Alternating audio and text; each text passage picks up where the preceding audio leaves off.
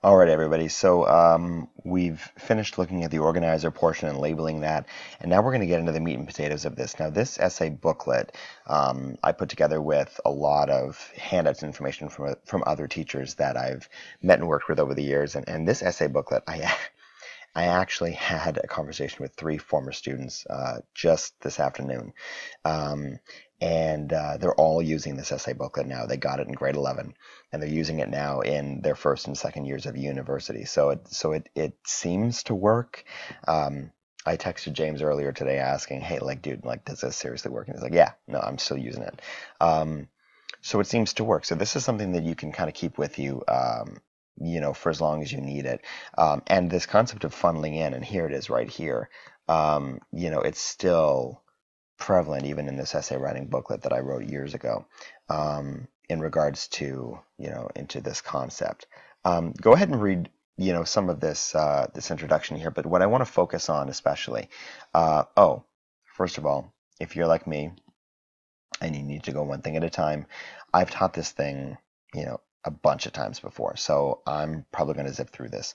So why don't you pause the video if you need to, and just read this introduction, these first 3 or 4 paragraphs, and then just keep going when you're finished.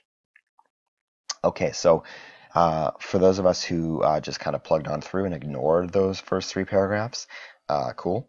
For those of you who read them and is just joining us, great. I want to look at these 3 kind of exemplars of working with your hook. This is, by the way, you don't start with your hook.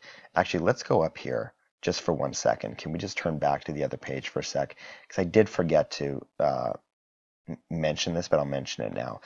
You don't work in your essay, first with your hook. You got to complete this before you can just sit down at a computer and just go ahead and write. If we're going to prioritize each of these things, this is how we're going to do it. And I'm just going to number each of these things here. So I'll do it in different colors so that we can see it. Your thesis is 1, okay? Each of your reasons, okay, that your thesis is true is 2. That's the second thing you need to get done.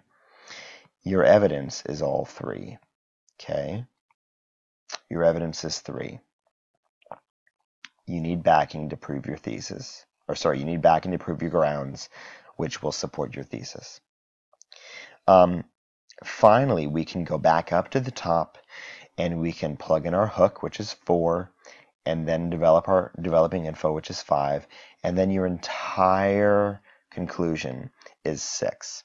You need to do that in order. And I don't say that because I need to be right. I don't say that because that's what Fabry's decided.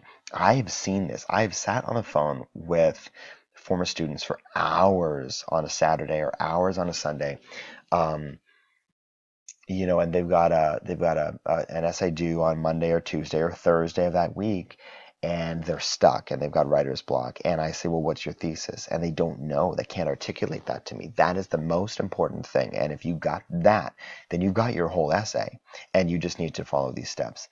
You need to have your thesis first before you have anything else. So make sure that this box is filled before you write down anything else. Anything else. Okay, moving on. So this is after you've got your essay organizer all filled out. And these are 3 examples of a hook. Violence is everywhere around us. It's too broad. It's too general. It says that right here. It says general. Okay. Let's look at the modest change. When people most feel the need to relax, comma, little introductory part of the sentence there, violence transmitted through their television screens haunts them. Okay, so now we've got an idea here. Now we've got a little bit of idea. Violence is so broad. It could be gun violence. Look at Vegas, right? Look at Orlando. Look at anything that's around us in the world today. Look at Israel and Palestine. Look at, North Korea. Look at whatever, right? This is too broad. But now we have violence transmitted through the television screens. Okay, now we've got a little bit of a better sense of what this essay might be about. It's still really broad, but it's now more specific and more fine-tuned. Here's a radical change, and radical changes here are fantastic. Children can now watch themselves depicted as the victims of violence at nearly any hour of the day on almost any television station. So not only do we have violence in television now, but we have a real reason for panic is because the children can now watch themselves, okay, as victims. So now this is going to be about, it's going to be about children, it's going to be about violence, and it's going to be about violence on television and how that affects children.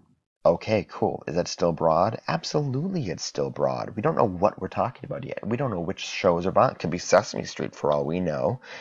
We don't know. And that's the meat and potatoes of what we're going to get into in the essay. I want you guys to go through the rest of this introduction section, and I want you to pay really, really attention to these strategic, paragraphs here. These ones. Here's a fiction writer's trick to your hook. By the way, these are all hooks. They're not really the entire introduction, okay? These are just hooks. Statistics, rhetorical questions, hypothetical questions, definitions, personal anecdotes.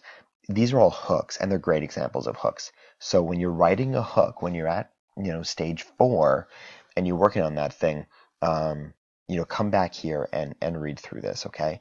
But I want to show you guys what this introduction actually looks like when all of its parts are together, and you can see that on the next video. Go ahead and review if you need to do with this one.